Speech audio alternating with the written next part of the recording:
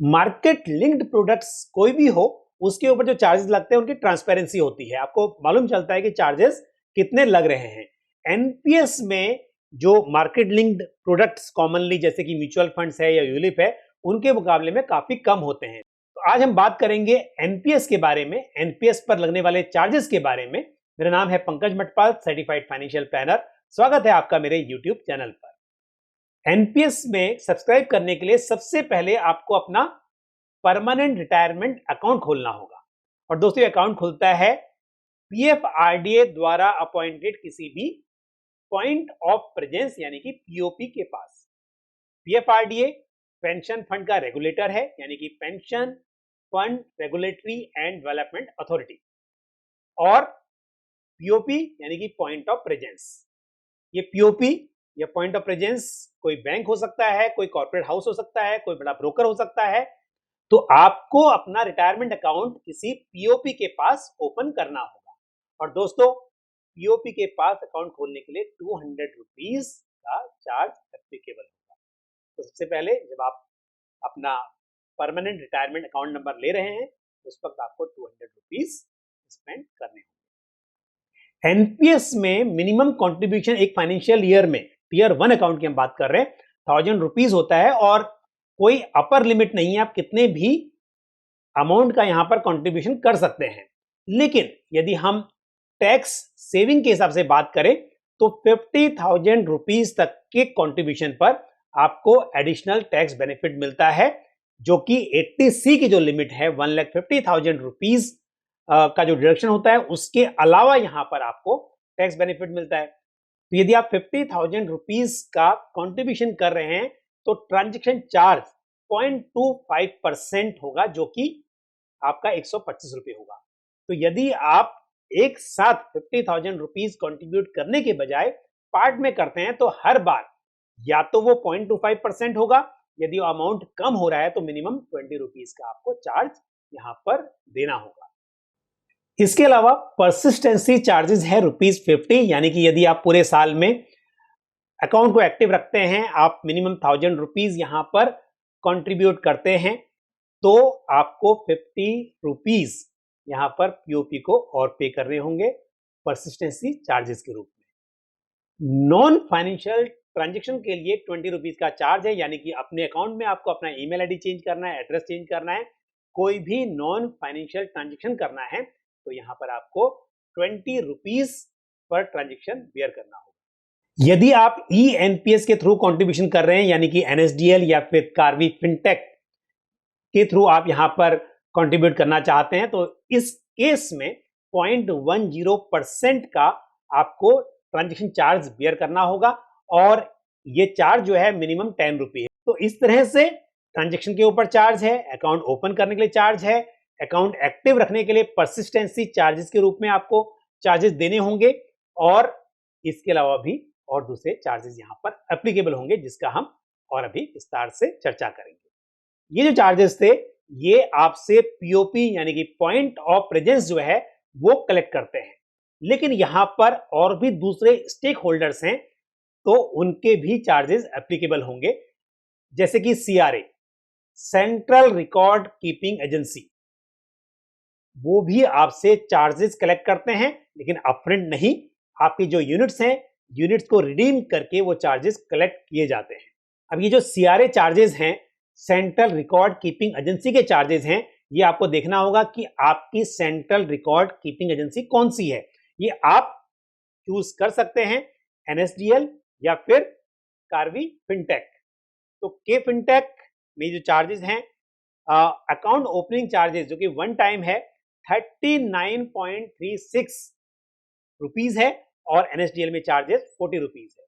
उसके बाद account maintenance charges, ये आपसे सीआरए लेता है, और ये चार्जेस जो हैं, यदि एनएसडीएल है तो चार्जेस 95 रुपीज है, और के फिनटेक अकाउंट मेंटेनेंस के लिए 57.63 रुपीज चार्ज आपसे लेता है। उसके अलावा नॉन फाइनेंशियल ट्रांजैक्शंस के लिए जो चार्जेस हैं सेंट्रल रिकॉर्ड कीपिंग एजेंसी के, वो ₹3.75 है एनएसडीएल, और के फिनटेक उसके लिए ₹3.36 का चार्ज लेता है। तो दोस्तों, चार्जेस में यहाँ पर फर्क है।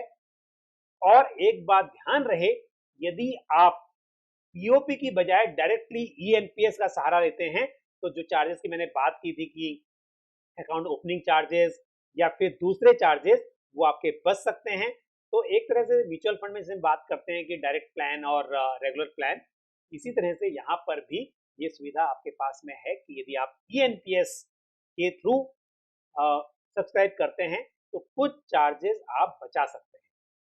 अब यहाँ पर क्योंकि पेंशन फंड मैनेजर्स हैं, यहाँ पर फंड मैनेजर्स हैं जो कि आपके पैसे को मैनेज करते हैं, तो उनके भी चार्जेस हैं। इन्वेस्टमेंट मैनेजमेंट फीस जो है यहाँ पे काफी कम है। ये आपके टोटल असेट का, मान लीजिए आप एक साल में 50,000 करते हैं, कभी 1 लाख करते हैं, और ईयर आफ्टर ईयर कंट्रीब्यूट करने के बाद आपका टोटल जो कंट्रीब्यूशन है वो मान लीजिए 10 लाख रुपए है, तो 0.010% यानी कि 10 लाख के ऊपर 100 रुपए आपके इन्वेस्टमेंट मैनेजमेंट की फीस होगी। ये डेफिनेटली काफी कम है दूसरे मार्केट लिंक प्रोडक्ट की जो फंड मैनेजमेंट फीस होती है उसके मुकाबले में ये फीस काफी कम है।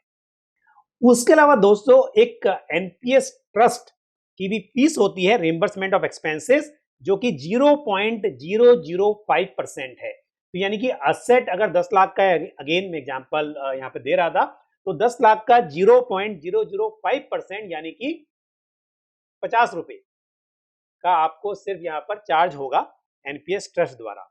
इसके अलावा यहाँ पर कस्टोडियन जो है एनपीएस के लिए, वो भी आपसे कुछ चार्जेस कलेक्ट करते हैं एसेट सर्विसिंग चार्जेस के रूप में।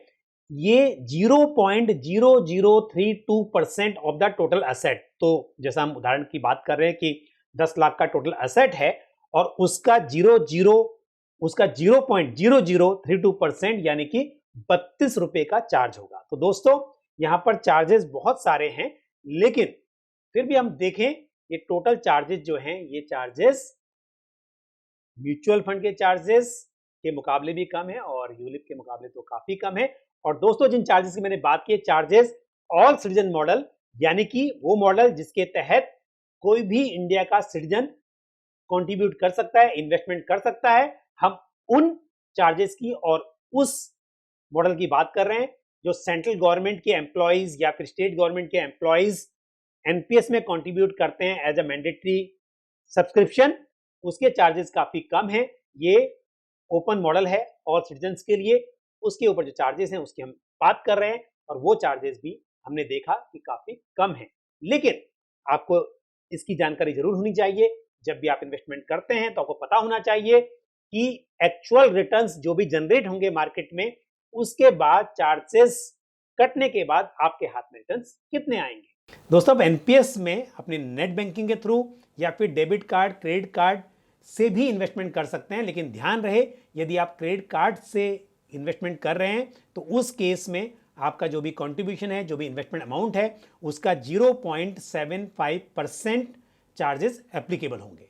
मुझे उम्मीद है ये जानकारी आपको पसंद आई होगी। इस वीडियो को लाइक करना ना भूलें और अधिक से अधिक इसको शेयर भी करें, और साथ ही कमेंट बॉक्स में अपने सवाल, अपने सुझाव जरूर पोस्ट करें। और दोस्तों ये वीडियो बनाने का मकसद भी यही था कि जब मैंने एनपीएस पर पहले वीडियोस बनाए तो बहुत से व्यूअर्स ने मुझे सजेशन दिया कि मैं चार्जेस के बारे में भी बात करूं और उस पर एक वीडियो बनाऊं। तो दोस्तों आपके सुझाव को मैं बहुत सीरियसली लेता हूं, उसके ऊपर अमल करने की कोशिश करता हूं।